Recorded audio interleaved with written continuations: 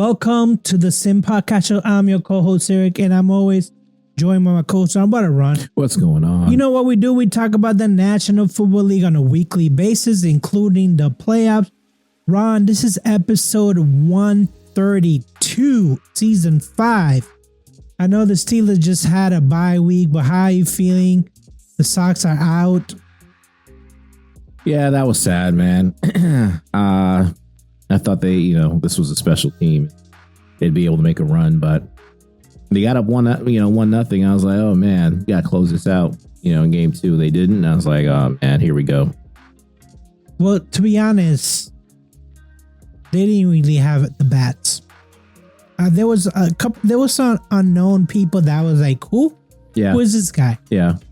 Eaton? I was like, what? Who is that guy? Yeah. They still, had chances, in every game.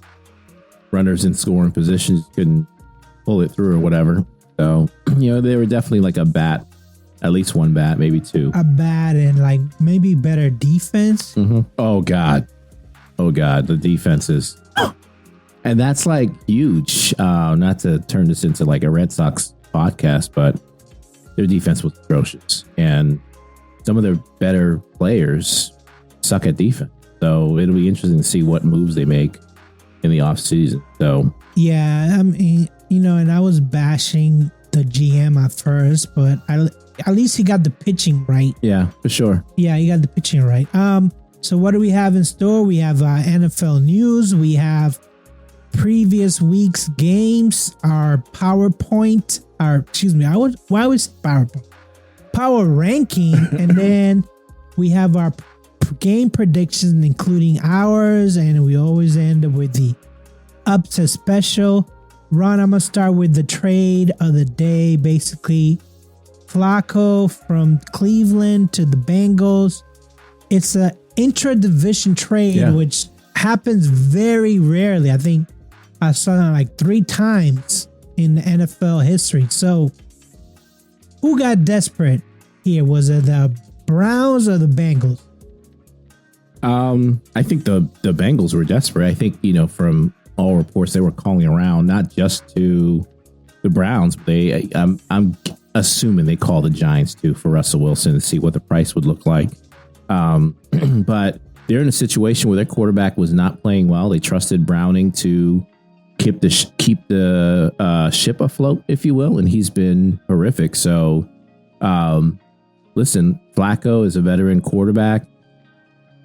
I was talking to my cousin today. It's not unrealistic to think that he can come in there and, be at 500 or maybe a game over 500, because they're 2-3 right now. If he can stay at 500 before Burrow gets back, they might have an outside shot of getting in. You just don't know. So it's the right move. Probably a little bit late, but better to be late than never, I guess. I just feel like Browning was so bad, so bad that it was either trade for Flacco or have the team completely go against Browning, period. Like, what do you mean go against? Like, just stop trying. Stop trying. Just tank. Just be like, listen. Well, I can see why. So they trusted Browning because he's done it before. Last year he did a pretty decent job.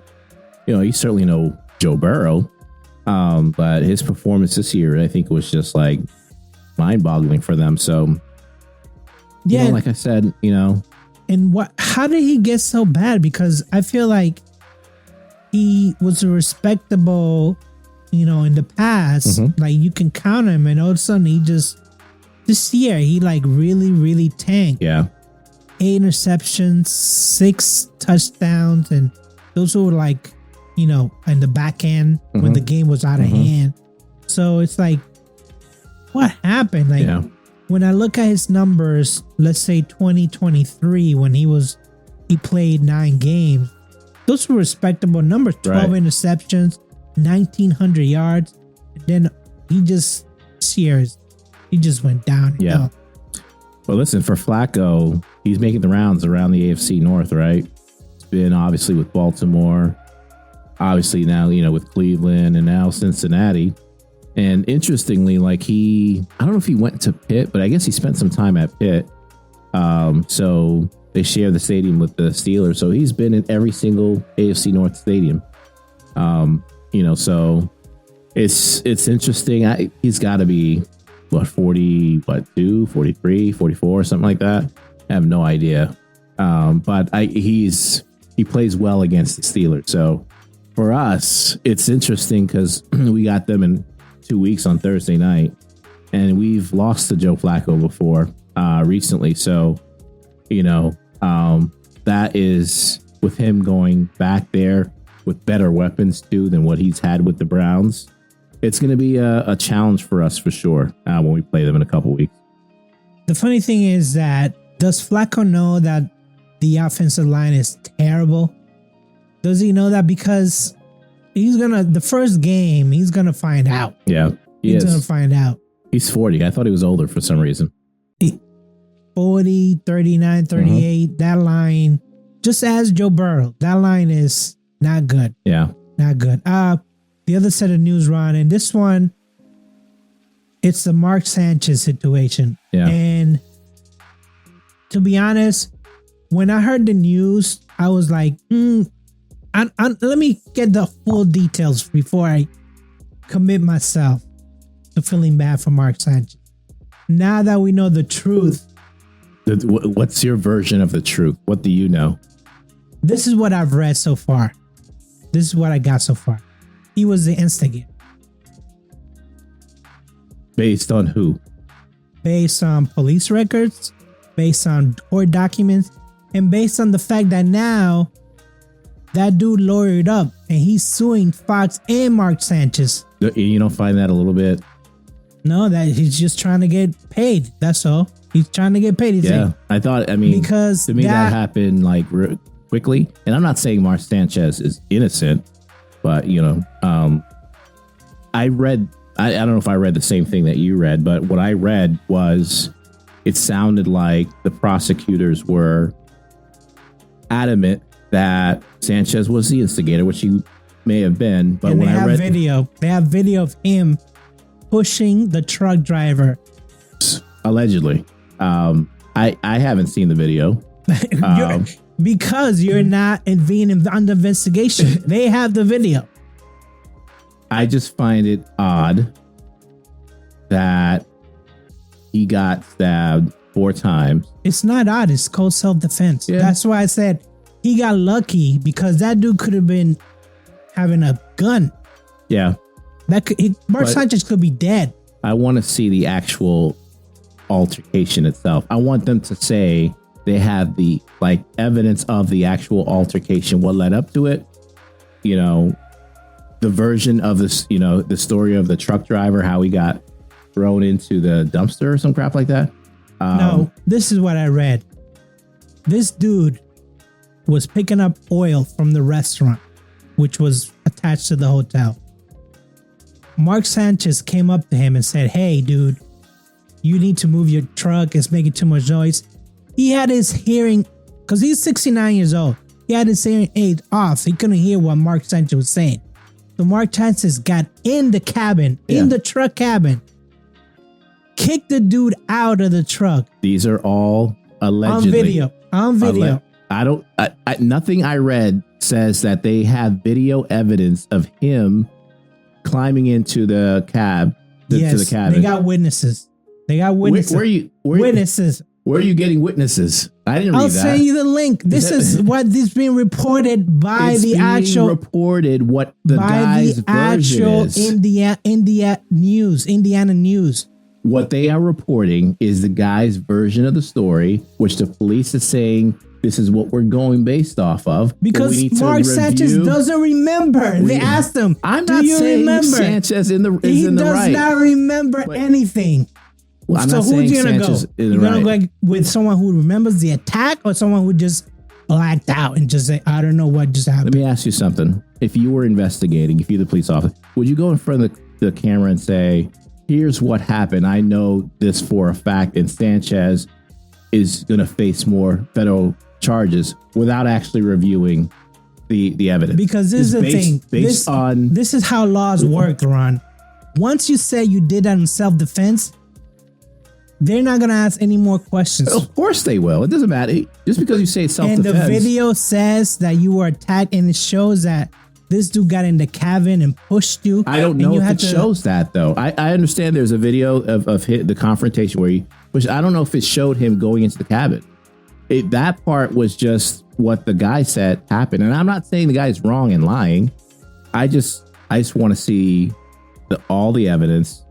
No, this is definitely going to go to court. Yeah. However, it went for a misdemeanor to a felony now. Now, those are just charges. Yeah. They can be dropped if, Mark Sanchez lowers up and gets a good lawyer. But I'm just saying, he's the instigator. He's not the victim here. He's the instigator. Yes, it's too bad that I was never calling him a victim. Well, he got stabbed. Why did he get stabbed? Because the dude was in self-defense. He got pepper sprayed, and he still went after the dude. That's the version of the story, but you got to be clear. That's the version, that guy's version of the story. Well, of what happened. What is he going to say? Right. What is he going to say, though? Right, but we don't know that. You and I don't know that. We didn't sit there and look at the actual video. I don't think that the video might show that. I don't think that the police, the chief of police, the governor, and all these people.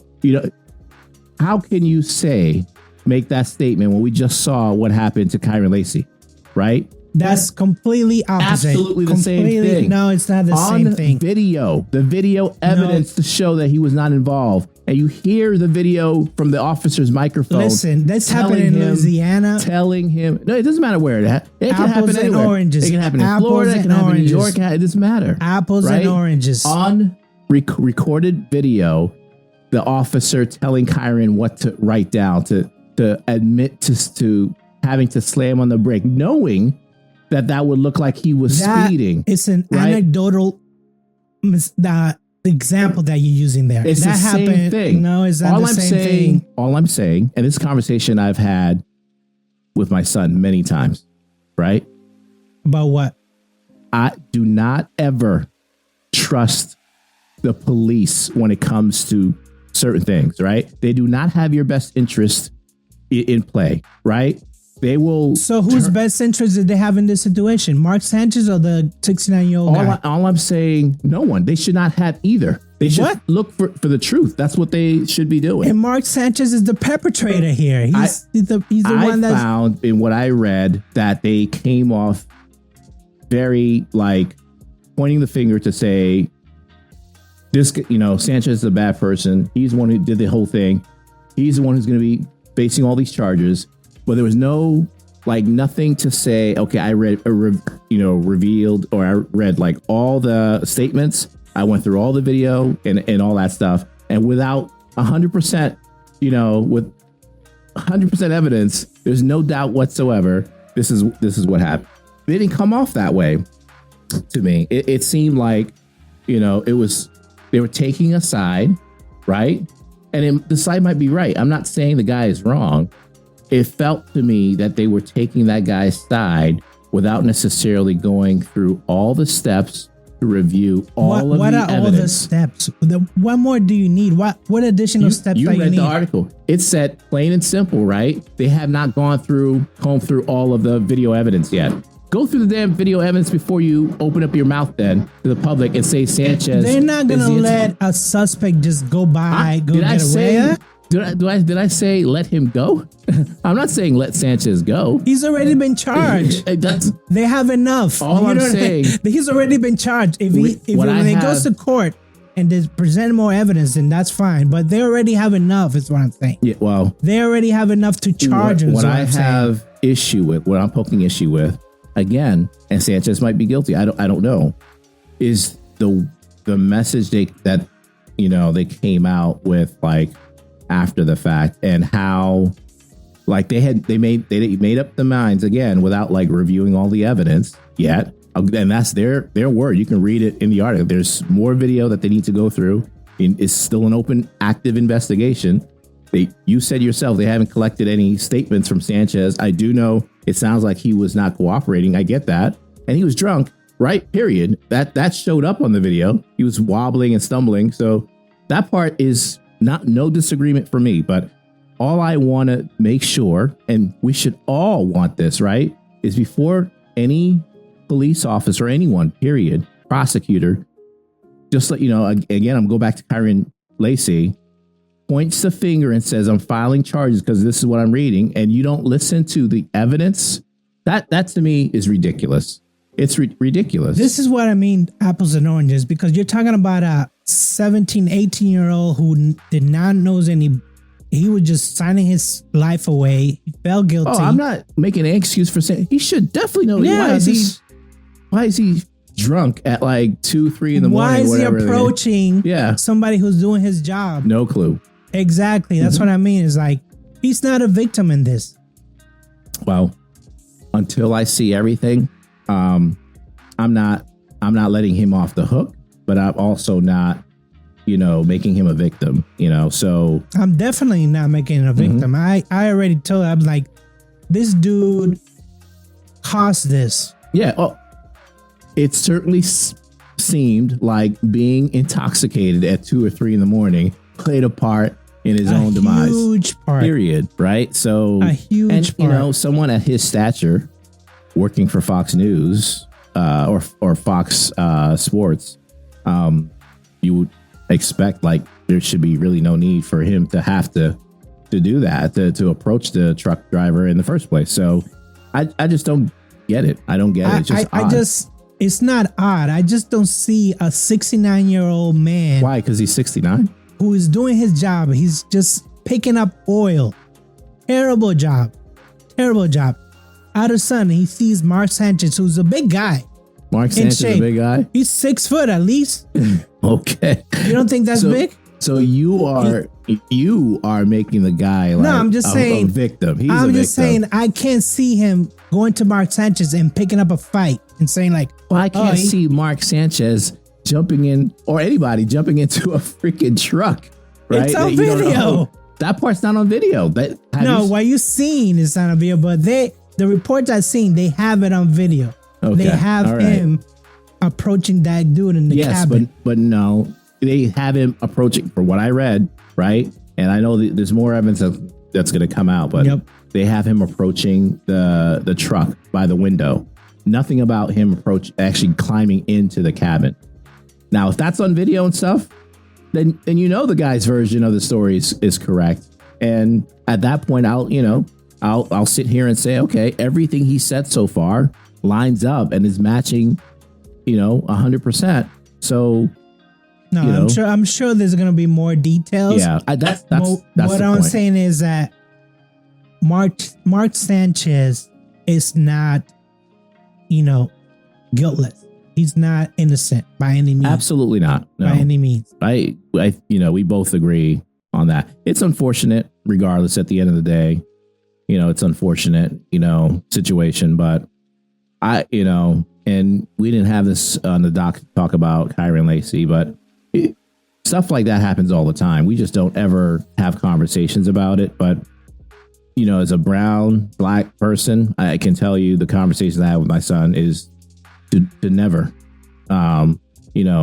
trust the police. They're just human beings, right? At the end of the day, and human beings have flaws. They're not all bad people. We're not all bad people, right? But there's plenty of bad people out there. Bad police officers, bad doctors, bad nurses, bad judges. So, all I can say is, if you break the law, there's consequences. Absolutely, there should be. But let me add something to that. The consequences should happen in court. Yes. You should face trial, and you should be assumed innocent by the police officers and anybody involved. You are presumed innocent, and they should treat you as if. Well, this is the thing: is that officers, they're not the judges. They're not the final say. But they act like it, don't they? Well, they carry guns. They can take lives. They can take lives. So that's that why gives them permission to. That's why when you break the law, you should not try to defend yourself right there and then. You should just cooperate, because. And what if you don't break the law? What should you do? Do you know that you've broken the law or you not? See, you have to be a lawyer. You have to know the law before you go to a police officer. I'm innocent. Yeah. I'm innocent. Let me go right now because I'm innocent. That doesn't work. And I feel like... Well, what if you know that you're innocent? What if, like, you know, someone says, oh, they saw someone in like a... I got it. And again, we're supposed to be talking about football here, but just today I saw like a video of some guy being harassed by like a Karen. And, you know, she's talking about, oh, someone broke into my car yesterday. They look just like you. And the guy's like, they're wearing a pink jacket like I am. You know, have their nails painted like I do. I mean, give me a break, you know, so. But that's what I'm saying. There's a difference between being accused that you did something and then going to the police saying, no, I'm innocent. Let me go. That is up to the lawyers. That's up to the judge to decide whether you're innocent or not. Exactly. Not up to you, because if you take the innocent into your hands, bad things will happen to you. Bad things will happen to you. And that's what no one should take the law into there. That's not what I'm saying. You're talking about. There's cops out there that do take the law into them because they feel like they have to be the judge, right? Whatever. Right. What I'm saying is, like, you yourself, unless you're a lawyer or a judge or know the law, you don't know if you've broken the law. You just, like you said, you're presumed innocent until proven guilty. You have to say, okay, fine, I will cooperate. But oh yeah, absolutely. I'm not sitting here saying not to cooperate. Yeah, that's right. What I'm saying is not to trust. That's completely different, right? Yes, so but the thing is, like, don't assume that they have your best interest in hand, right? All they know, all you can assume is whatever they're saying. They're getting it from somewhere, right? Or they're making it up. That's the only thing you know. So you can't make any assumptions that they're there for your best interest, because they're not. No, they're not. They're not. But at the same time, let the law, let the judge, let the lawyers speak for you. Yes. Let them speak for you. And because a lot of times, and I see this all the time when I'm watching, you know, those body cams, people try to defend themselves when they're about to get arrested in handcuffs. No, I didn't do it, officer. I didn't do it. Yeah. But that's where it escalates and bad things happen. Bad things happen. Well, there's times where they're not escalating and the police officer escalates it too. Right. So, well, you know, like happened to that kid, which, by the way, the Patriots drafted that guy from LSU, Will Campbell, and he wears a pin to commemorate that dude. Lacey. Because he's like, hey, I played with him. He was not that guy. And then it's sad what happened to him at the okay, so that was 15 minutes of Mark Sanchez talk. Let's go into the previous week's game. And Ron, you still won 7-5, but we both hit single digits. It was not a good week because we usually were in the double figures and up. And we'll talk about these games because some of the endings were, even last night, I couldn't believe what I was. Yeah, that's crazy. But let's talk about the Steelers were off, but let's talk about New England because we saw this game Sunday night. We went to Buffalo Wild Wings. It was a little bit rowdy because there was a lot of Bill fans there, but ultimately New England won. To you, is New England a playoff team? To me, that's a loaded question because it's not just about whether or not New England's good. It's about how are the teams around them. And, you know, we just look at the Ravens right now. They're supposed to be a great team. They're not. Look at Cincinnati. It's supposed to be a good team. They're hanging on for dear life, right? Look at Houston. You know, Houston seems to be turning the corner, but they're still sitting at 2-3. There's opportunity there for them to make the playoffs, especially with like an easy schedule. Does that mean that they are a great team or a good team, or just fortunate, based on the circumstances? But you don't have to be a great team to make playoffs. No, you probably don't. Not with these 3 wild cards. Yeah. Listen, I'm not going to take anything away from the game that they had. I thought they played relatively well. I don't think they played a 100% clean game, but I do think Buffalo made so many stupid mistakes. And when you play like that, you make those types of errors, you're going to like lose games, especially the divisional games. You can't, turn the ball over and play the way that they played and expect to win. It's tough to win in this league. Do you think that the Patriots have a formula for beating Buffalo now? You think other teams are going to copy that? Which was stop James Cook. He only had 49 yards, and make Josh Allen throw the ball to all the receivers. I know the tight end Kincaid had a big night, but will this formula work? He only threw 31 times, Josh Allen. And he ran for 53 yards. So he did run the ball a lot. It wasn't like normally you see him run for like 30, 40 yards at a time. I think they had a good system and formula and game plan. Yes. But like I said, I think the Bills did a lot. And I'm not saying that it was just the Bills that lost the game and Patriots didn't win the game. No, Patriots did what they're supposed to. They did, almost everything right.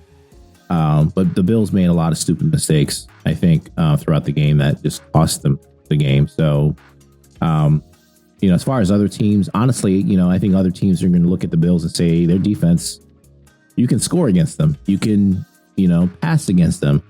You can run against them. You could do certain things against them. So, and then as far as Josh Allen and stopping their offense, I think most teams know if you can slow their running game and take that away, their weapons, tight ends for sure. And Keon Coleman, who's a very good 50-50, pass catcher, but he's not someone that's going to just break away, and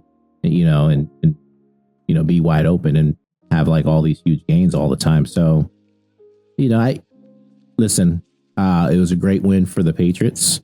I think it's something to definitely build on.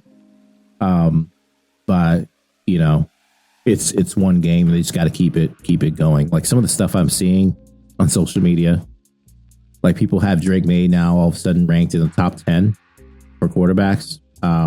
Well, statistically, he was already in the top 10. I don't know if he's ranked in the top 10 yet, but do you think he's a top 10 quarterback in the NFL? Let me just ask you that question.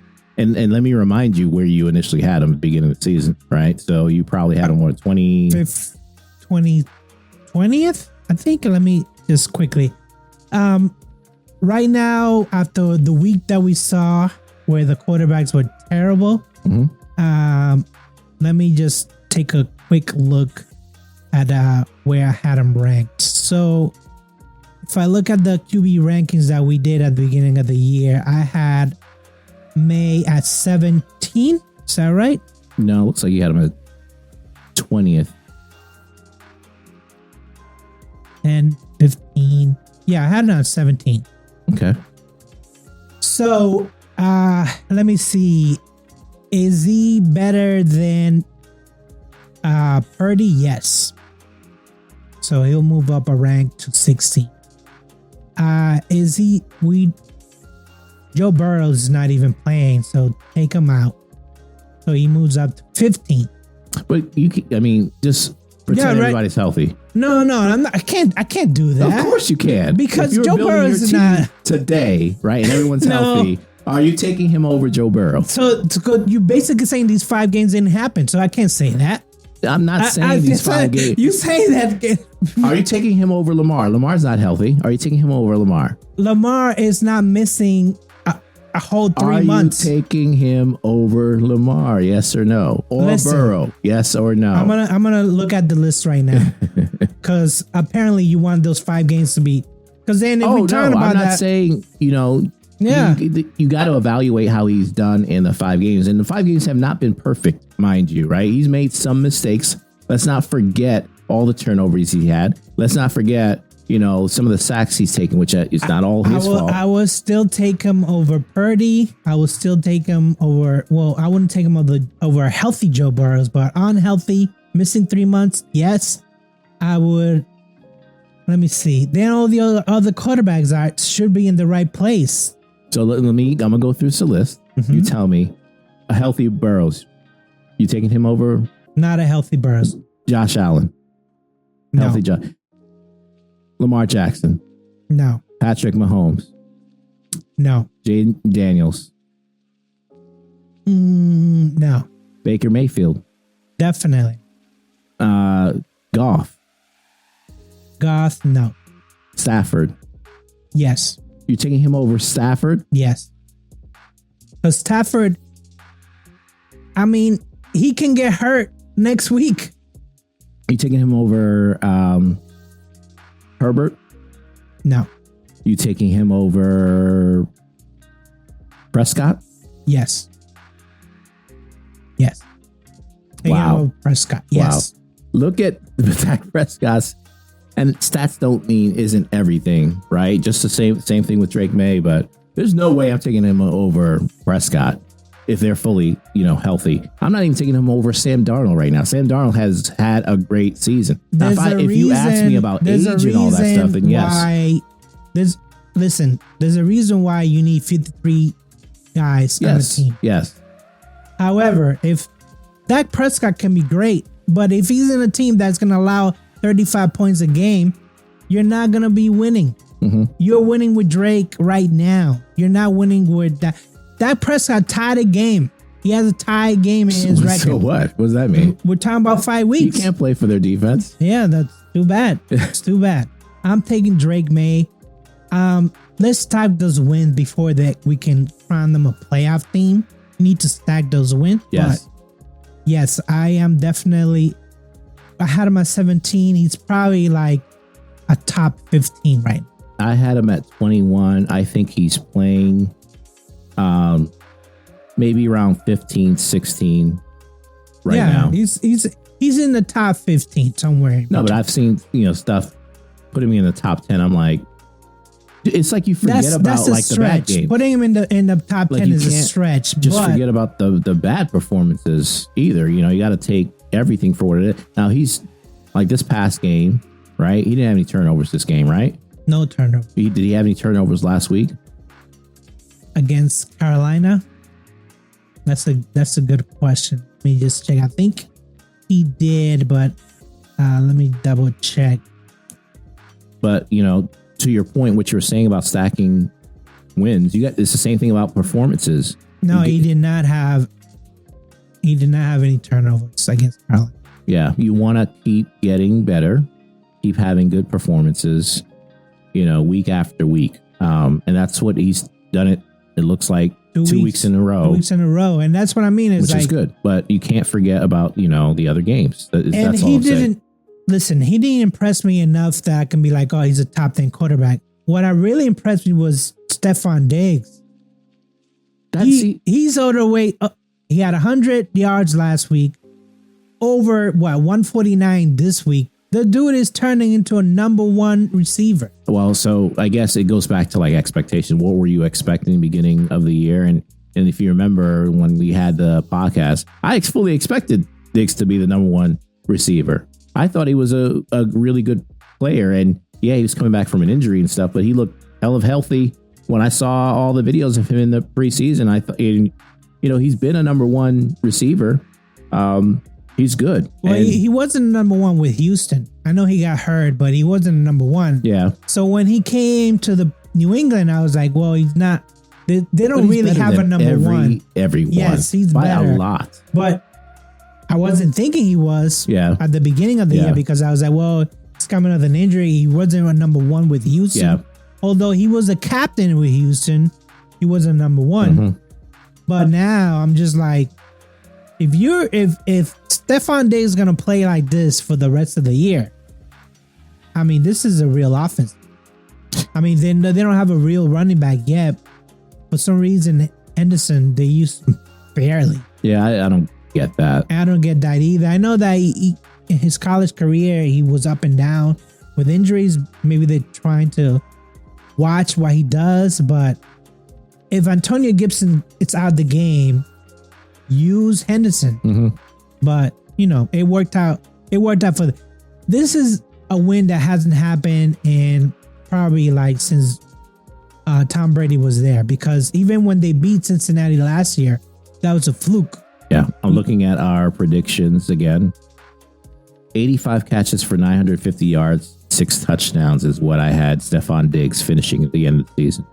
You had 60 catches for 600 yards, and Larry had 45 for 486. I think you guys are underestimating like how good he's. 1,000-yard receiver if he stays healthy and he has a good quarterback. Oh, right now I saw a projection. They haven't projected at 99 catches, 1,100 yards. See, that's a little bit extreme, right? Because I mean, he's averaging 10 catches a game now. Yeah, but you went against Buffalo. We just talked about their defense is terrible.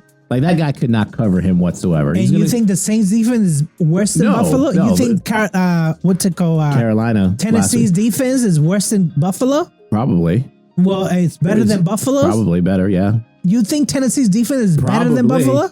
Probably. Wow. How many players can you name on Buffalo's defense? Wow. Milano. Yeah, and that dude, that plays safety. I mean, they have Trayvon White. He's been there forever. Come on, man. Yeah, I'm naming. Those guys are terrible. I'm sorry. How many people can you name in Tennessee Titans defense? Exactly. Just as many. Exactly. No, none. Yeah, because they're bad.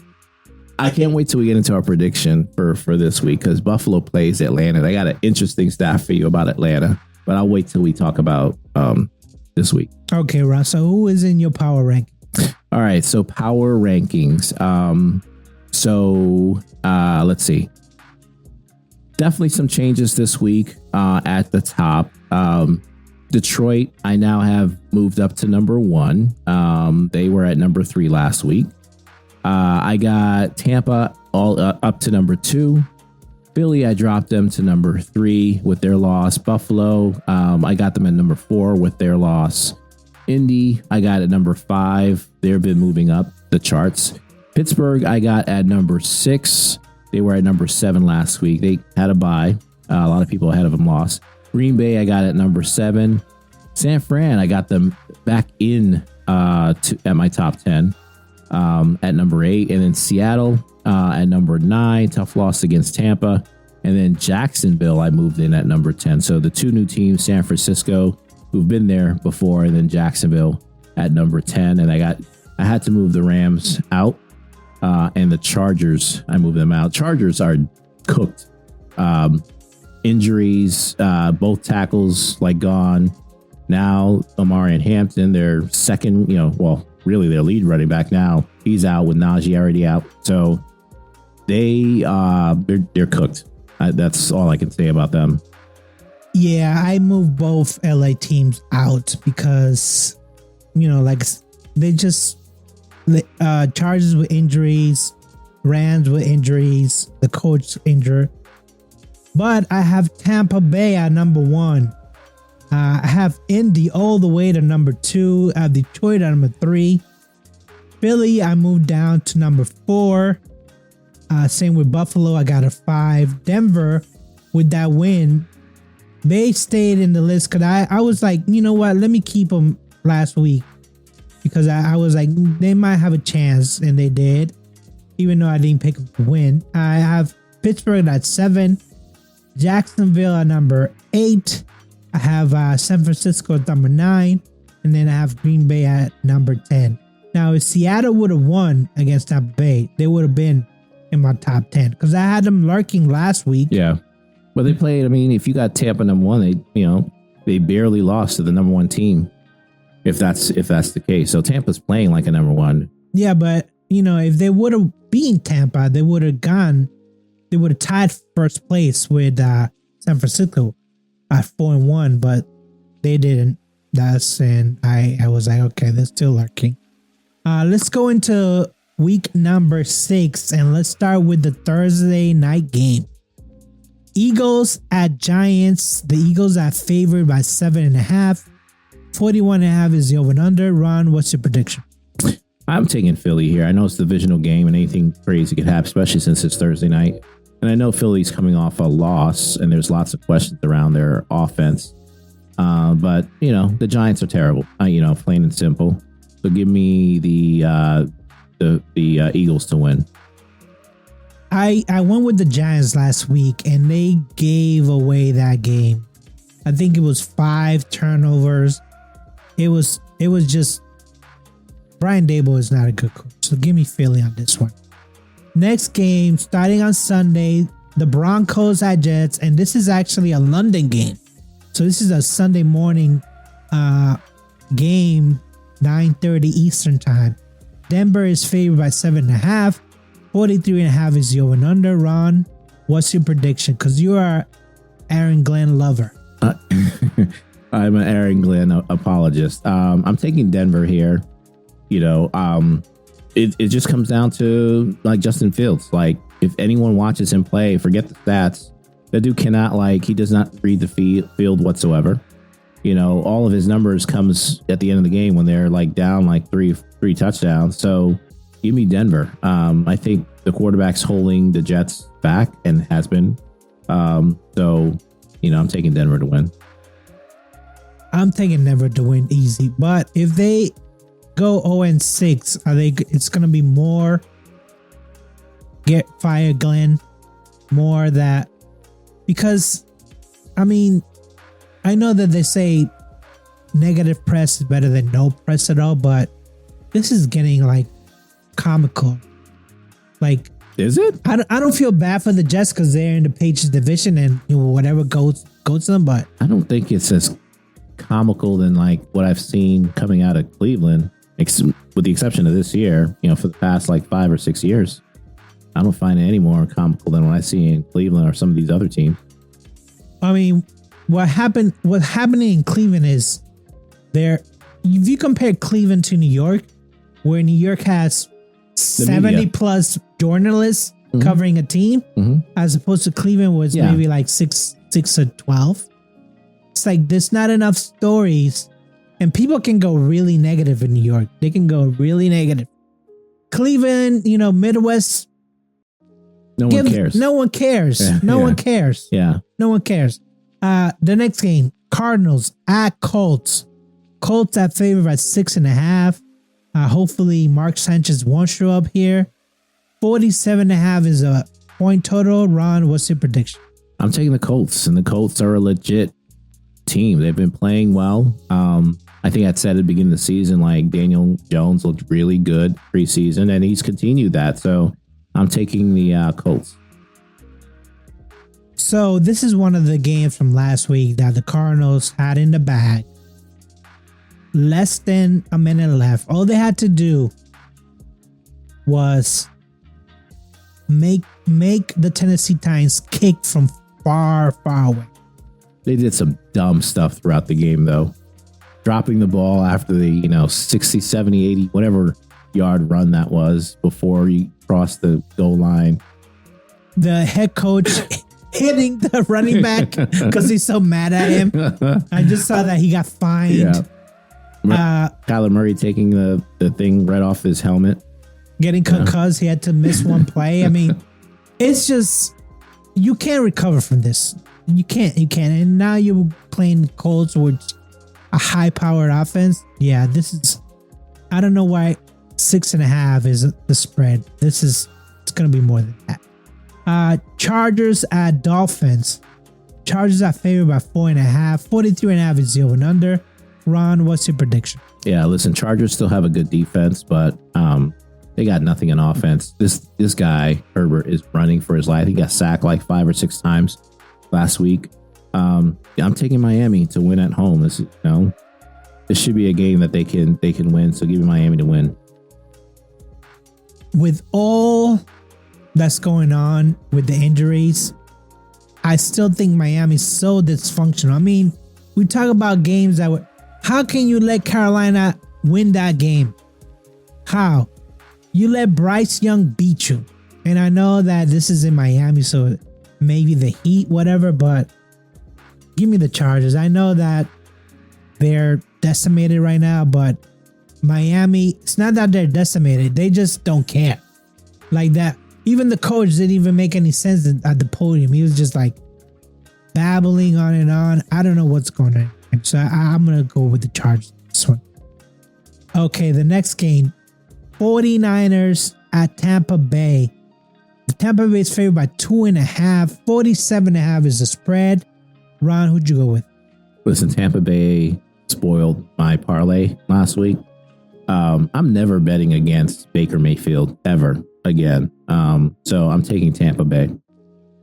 Listen, after I saw that on Sunday, that comeback by Mayfield, I was like, He does it every week. This guy, if he doesn't get the MVP this year, I don't know who will. And then I saw Sunday night, Josh Allen just melt down because he didn't have enough weapons. I feel like they took away James Cook and he was like, oh, shit, I don't have enough weapons. I'm just going to do it myself.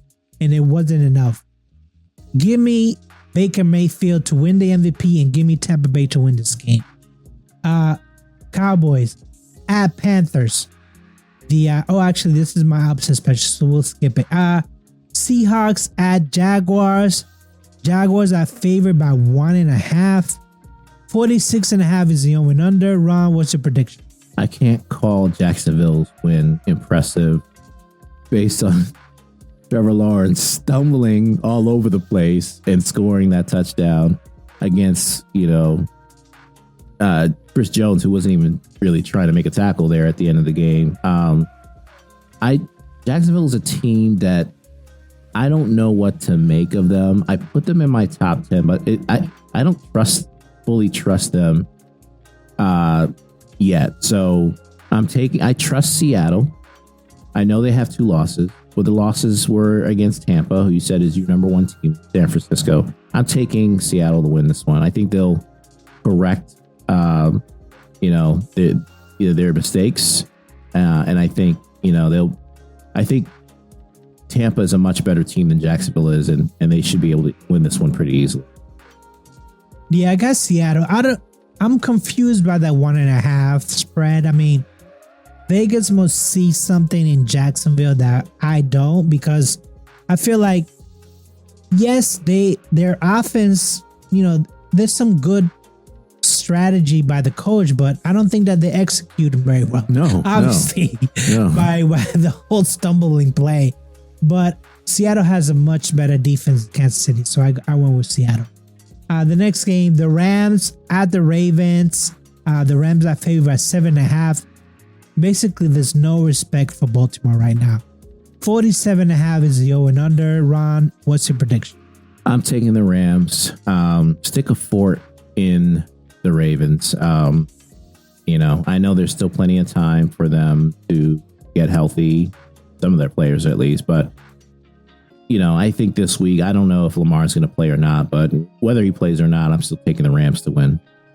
I'm just going to take a gather here at the Ravens remaining schedule, because when it looks like Lamar is not going to play in this game. So they got the Bears, they got the Dolphins, they got the Vikings, they got the Browns, they got the Jets, they got the Bengals. Could they make a run here out of these teams? They better play a heck of a lot better defense. I mean, I don't think that's enough. They would have to go. How many games are left? This is week number 6. So if they lose this game, they're 1-5. So even to think about going back, they need to run the table. I just don't see it. So give me the Rams to win this game. They're just Ravens are cooked. Next game is the Titans at the Raiders. Raiders are favored by 4.5. 41.5 is the over and under. Ron, who'd you go with? Yeah, these are 2 really, really bad teams. I'm taking the Raiders here.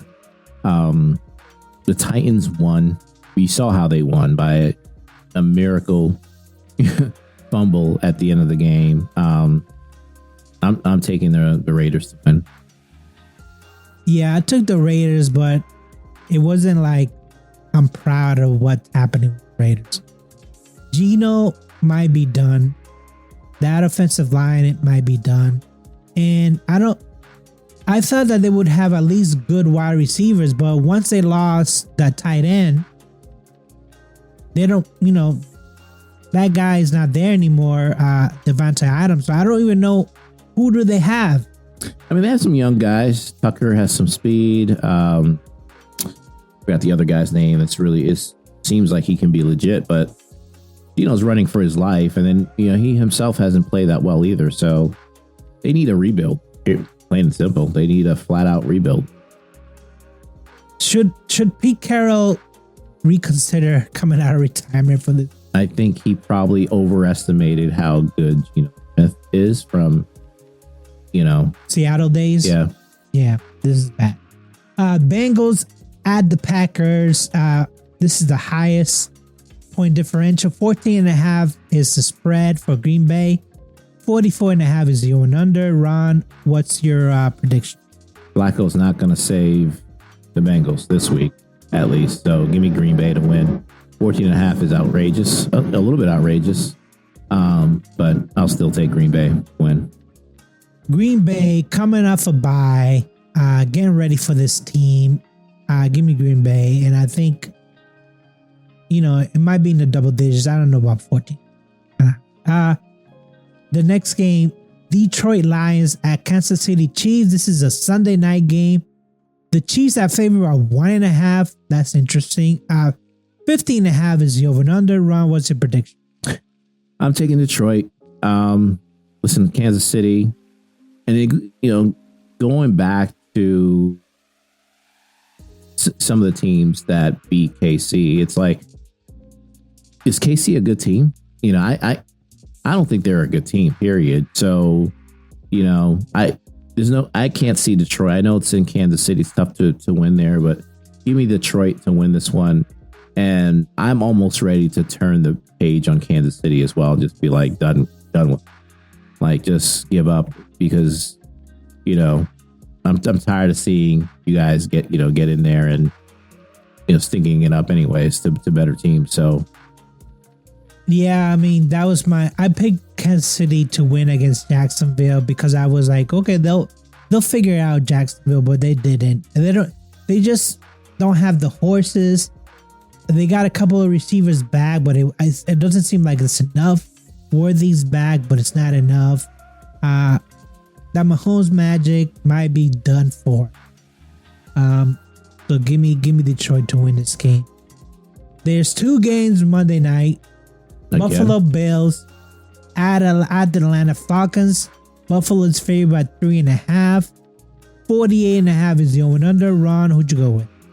Yeah, I'm taking Atlanta. It's not my upset special, but I am taking Atlanta. Coming off the bye week, an extra week to prepare. Buffalo has, they have incentive. They should be upset. They should, want to go in there and win. They will want to go in there and try to win, but I'm going to go back to what I said earlier about interesting stat. Do you know who has the number 1 defense in the NFL as far as yards per game? Atlanta. Atlanta does, right? You would never think that, if you look at some of the scores, but if you consider that some of the points they were giving up is because of Penix and how horrible he's played, maybe with a week off, they can get him fixed, if you will, and just do enough against a terrible defense in Buffalo and score 23, 24, 25 points. And that's enough if your defense, continues to play like they've been playing. So I got this as a mini upset. I'm not surprised that it's just 3.5 point spread with Buffalo favored, but I'm taking Atlanta to win this one at home with a week off to prepare. I'm not of the Buffalo Bills bandwagon yet. I think that, they don't have a great defense, but the fact that Collinsworth was calling it out and be like, hey, this team loves to blitz on first down. So if you can block the blitz, you can do a lot of stuff. And Drake Maye figured it out. He's just like, all right, every time you guys blitz, I'm just going to run out the pocket and you guys can't catch me. And it worked. I don't know if you can say the same about Penix. So let's see how this turns out, this Monday night game. But give me Buffalo to win this game. Let's just go on to our teams, Ron. First up is New England at New Orleans. New England's favored by 3.5. 45.5 is the over and under. Ron, who'd you go with? I'm taking the Patriots. I think it'll be a close game, though. I got Patriots winning 21-28. I think New Orleans they're not, they got one win, but they haven't, I don't think they've really been blown out by any team at all. So they're playing at home. I think they can keep this game interesting. But I got the Patriots winning 21-20. I don't think it's going to be as close. I got Patriots winning 28-13. I like the fact that Gonzalez back and he made not one but two, maybe three good plays that save the first down, save a touchdown. I don't think that's going to happen with New Orleans. I just don't trust their quarterback at all. So I have them winning 28-13. Next game, Cleveland at Pittsburgh. Pittsburgh favored by 4.5, 38.5, which is very low. It's a point spread. Ron, what's your prediction? Listen, Cleveland got a really good defense too. I think they're ranked number 2 as far as yards per game. So I think it'll be a close game. It's a divisional game. We've split with Cleveland, I think, like each of the last 3 years. I got Pittsburgh winning in a close field goal heavy game. Give me the Steelers 19-17. I got the Steelers winning 24-14. I just don't think Dylan Gabriel is ready for what's coming at him. Mm-hmm. And Pittsburgh, even though they, maybe the offense is not 100% there, but their defense, they do takeaways. That's the number one thing is like, we're going to take the ball away. And I think having a rookie quarterback is not good news. But Kitchon Junkins is, man, they lean on him a lot, and he is the real deal. No, he can run the ball, mm-hmm. But I just don't see how Dylan Gabriel is going to actually survive. So give me Cleveland, give me Pittsburgh to win this game. Ron, who is your upset special? Yeah, so I'm going here at Chicago. I feel like Chicago's let me down a couple times, so I should be wary of choosing them. But they play in Washington. Commanders favored by 4.5. 50.5 is the over/under. I'm taking Chicago to win this one. Again, another team that's coming off a bye week. I got 27-26 Chicago. Yeah, well, I was kind of impressed by Washington, even though I thought Jaden Daniels was not going to play, but he ended up playing. I didn't change my prediction because we already had recorded it. But every time that the Chargers came at him, it was like they couldn't tackle Jaden Daniels. I think that Chicago has a worse defense than the Chargers. So I pick Washington to win this game.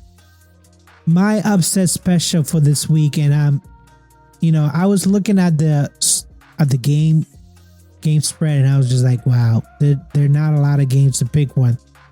But I went with Dallas and Carolina, and I went with Bryce Young. Wow. Actually beating Dallas 24-21. Could be a higher score than that, but I just feel like they're a different team at home. They did beat the Falcons. Obviously, you can't compare Falcons offense to Dallas offense, but I'm not 100%. I will not put money on this, but give me Carolina to win this game. That's my upset special. So week 6, Ron, what do you want to tell the Steelers fans out? Are we doing the MVP and all that stuff? I mean, we know who we like for MVP. You want to say who? Well, for sure, I give it to Baker Mayfield, but I think there's other guys in the conversation still. Like not Lamar Jackson. No, I didn't say Lamar Jackson. Okay. I didn't say Josh Allen either. But why not Daniel Jones? Why isn't he in the conversation? I think, wow, that is a good question. Why is he not in the conversation? Mm-hmm. Could it be because they signed him up for comeback player of the year? Did he play last year? Well, he was a backup, right? In Minnesota, wasn't he? Oh, yes, mm-hmm. You're right. Yeah. Or maybe, yeah. Maybe, yeah, that's true. It should be. I don't know what are the odds. Are there any odds out there? I don't know. I didn't look it up, but for sure, I think we both think Mayfield is leading at this point. But there's a lot left to go for sure. But it's a good chance he can keep it up. Yeah, I mean, if the competition is not, we're talking about the AFC South here. The competition low. So I'm looking at the odds makers right now for MVP for the National Football League, and my laptop is frozen. It doesn't want me to look. Don't look. It doesn't want me to look. Okay, so here we go. So we have number 1 is Josh Allen. Number 2 is actually Patrick Mahomes. Wow. Number 3 is Baker Mayfield. Number 4 is Stafford. Number 5 is Love. Number 6 is Goff.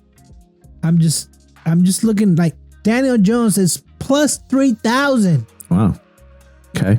Completing like 70% of his passes. Wow. 71%, something like that. They got him and Drake Maye and Dak Prescott together plus 3,000. I don't know. I mean, I'm just gonna quickly look at the Colts schedule, because why would it be so low? Yeah. Where's the confidence? Where's the do they think that he's not capable of winning all those games? I don't understand. So they have, after this week, they have the Cardinals, right? Then they have the Chargers, Titans, Steelers, Falcons, Chiefs, Texans, Jaguars. So maybe the schedule gets a little bit tougher. Where? I mean, they can beat the Cardinals. They can beat the Chargers with their injuries. They can beat the Titans. And I think they'll give Steelers a hard time when we get there. You think that they'll give the Steelers? You think the Texans have a good defense? I know they don't have, their offense is sputtering, but that's way down there. November 30th. Seahawks have a good defense. That's also way down there. That's December we're talking about. I mean, I think it's worth putting some money on Daniel Jones, because they might get, if Buffalo, even though Buffalo's schedule is really easy, if they don't get the number 1 seed and it goes to Indiana, they win the next 3 games, they're sitting at 7-1.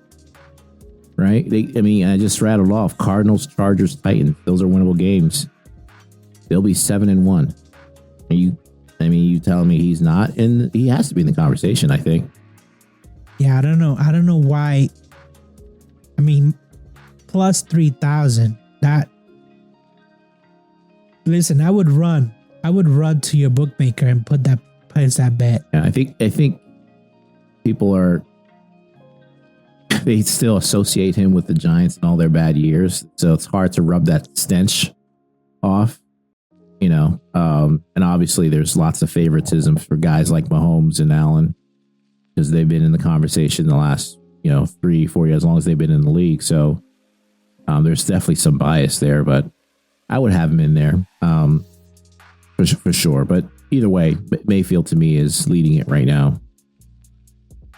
Who do you have as Rookie of the Year?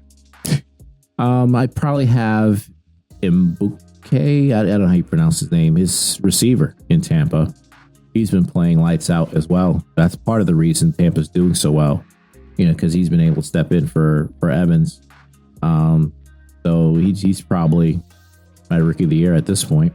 Yeah, he's got the number 1 odds. Although I could say the same for the Colts and why they're not, Kyler Warren, the tight end, who I thought the Patriots should have taken. One of the players the Patriots should have taken. He's having a fantastic year as well. Yeah, he's got number 4 odds. So number 1 is Emeka. Then number 2 is Genty. Number 3 is Jackson Dart, and number 4 is Tyler. I mean, yeah, it's Emeka. I mean, even Jackson Dart, we already seen him in action. He doesn't have. He's lost. He's still grasping how things work, and he's not winning. Right? I think he won his first game, but I mean, if they lose like the next 6 or 7 games, this is my problem with pulling Russell Wilson when they did. I looked at the Giants' schedule; it's tough. Now, if he goes on to lose like the next 6, 7 games, are you pulling Jackson Dart?